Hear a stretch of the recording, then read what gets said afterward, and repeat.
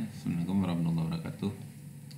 Berikut tutorial singkat bagaimana cara melakukan pergantian laporan keuangan pada akun Kitab Dimas. Yang pertama,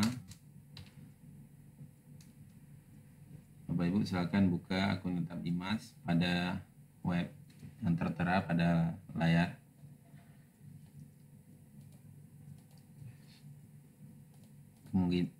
Kemudian pada menu sebelah kanan atas, silakan Bapak Ibu login menggunakan akun masing-masing. Jika sudah login, tampilannya akan seperti ini. Kemudian silakan klik pada peneliti,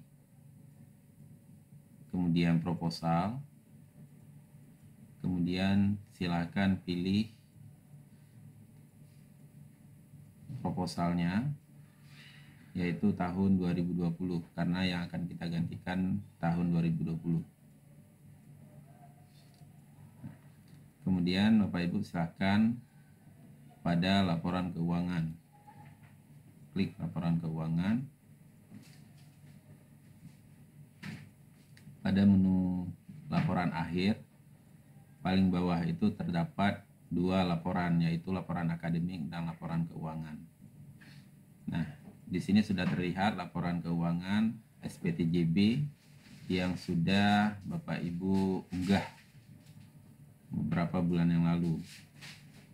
Kemudian untuk menggantikannya silahkan dipilih file baru, choose file. Ini contohnya.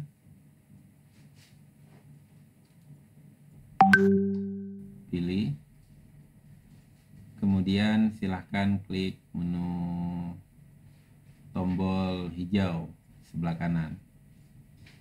Nah, ketika Bapak Ibu klik, akan muncul nanti pemberitahuan di sini sukses atau tidaknya unggahan. Hanya seperti ini saja prosesnya. Sekian, Assalamualaikum warahmatullahi wabarakatuh.